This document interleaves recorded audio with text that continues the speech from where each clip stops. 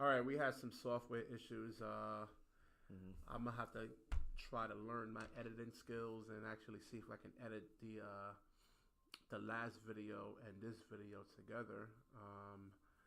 It's we having a lot of issues today with the actual equipment. It must be the new. It must be the warm weather somehow suddenly hit the New York State area. Yeah, yeah. Anyway, the bottom line is this. Well, finish your point though, Barrett. Yeah, my point. I guess it's about LeBron, his relationship with coaches that have not played basketball, and Jason Kidd obviously has, and they were teammates on the Olympic team. So bottom line is this: you have an ability to relate to a big time player like LeBron, but you still have to find ways in which to get better. There's a lot of things going on with Magic situation now. Rob Pelinka's getting involved. He's basically, I think, the quote unquote unofficial GM, and you're getting outside stuff from Rambis, and I tell you one, Kobe's somewhere around the area too, doing his little two cents. And that's the whole thing. Kobe and LeBron was never tight. It's almost like they're trying to really troll LeBron in a sense, though. LeBron's they don't get him shooters. They get him goofy guys, low IQ guys. Yeah. Rob Pelinka has a lot to say, and he was never cool with he was never tight with LeBron. Kobe never tight with LeBron, and never. Same thing with Phil Jackson. LeBron has a beef with Phil Jackson when Phil Jackson called him and his friends a posse. So now he has input in there. I don't think Kurt Rambis is him in modern basketball is like oil and water, man. So, well, listen, I mean, right now, at the end of the day, the Lakers organization is really going to have to figure out a way in how they're going to right the ship internally and how to get the best product on the floor. But I just don't see the Lakers getting to the postseason next year. I mean, LeBron's going to come in with this whole "it's me against the world" thing, and I'm going to show I can will this team on my back. Right, so you're actually saying that they don't make the postseason next year? I think it's a good chance they don't if they don't get certain things corrected. I mean, the bottom line is you have to get a legitimate point guard. And I don't know if Rondo is the guy that's going to do it. They haven't won with Rondo. Rondo hasn't really won with any team he's been on.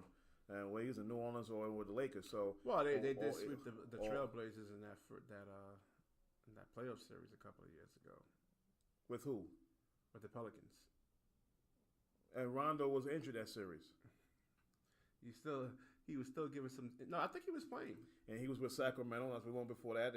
Listen, I think that at the end of the day, you do have to upgrade that point guard position at some point, and you have to look where Kuzma. Well, let's see the development of Lonzo Ball. Let's see what happens there. So it's going to be a situation where Lakers are going to have to really find out what they're doing, and I think you got the circus of the head coaching situation.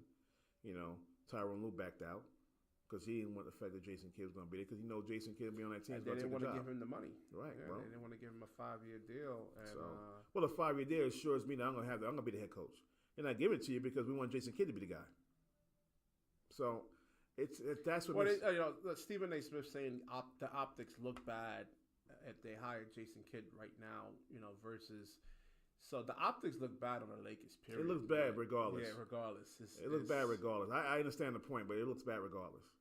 The Lakers right now they got to clean up their image a little bit internally. A little bit. Hey, listen, I say a little bit because it's still the Los Angeles Lakers. All right, the brand is still as strong and high as you can have it. It's about as strong as Aristotle. I mean, it's what it is. I mean, you go to L.A. for the glamour and all the other stuff, the front row of all the stars from Hollywood. I mean, the Lakers are it. They always will be it, regardless of whether they're winning or losing. But the bottom line is, you really want to get the internal concept going. All right, so you think they can pull off this AD trade with the pieces that they actually have now? Because David Griffin is saying that. He doesn't want to send him west. He doesn't want to send him to a Western Conference team. Period. So, which is why I said Boston and LA. But I think Boston I said it earlier in our first piece that Boston's probably got the best pieces to offer New Orleans. So I would be shocked if Boston doesn't make the trade. I don't think it's coming to the Knicks, so we need to get that out of our head. But I think Boston pretty much has the best offer on the table for the Pelicans. So. We'll see what happens with Kyrie. Maybe Terry Rozier comes over there, and Jason Tatum? He said he wouldn't mind. He doesn't mind playing in New Orleans. We'll see what happens. Yeah, Because I know yeah. Rozier Now you said have, Rozier wouldn't mind staying if you switch things around, i.e., get rid of Kyrie. But if you leave the same team together, Rozier wants to leave out. So he'll be an interesting concept. Because if he leaves, he is restricted. But if he does come out, the other teams can match. Boston can match the other team's offer if it comes down to it. But Tatum may be an interesting situation. I think Tatum might be in the same boat. He might want to see what's out there if you do not retool the team. It's going to always be out there that Boston played a lot better last year without Kyrie versus this year. It seems that maybe some people in Boston feel like they can go back to what they did last year if Kyrie's not around. We'll see what happens. All right, we're going to wrap this one up over here. We should have another video Tuesday or Wednesday. Mm-hmm. And if you're seeing this video for the first time, like. Comment, subscribe. Let's grow this, and we'll actually start getting better and better. All right. Listen, I thank you very much for watching and listening. We appreciate it 100%. Keep coming. Like you said, hit that like button. All right. You guys have a great week. And Be share safe. it. Also share the video with your friends and whoever's into sports. Absolutely. All right.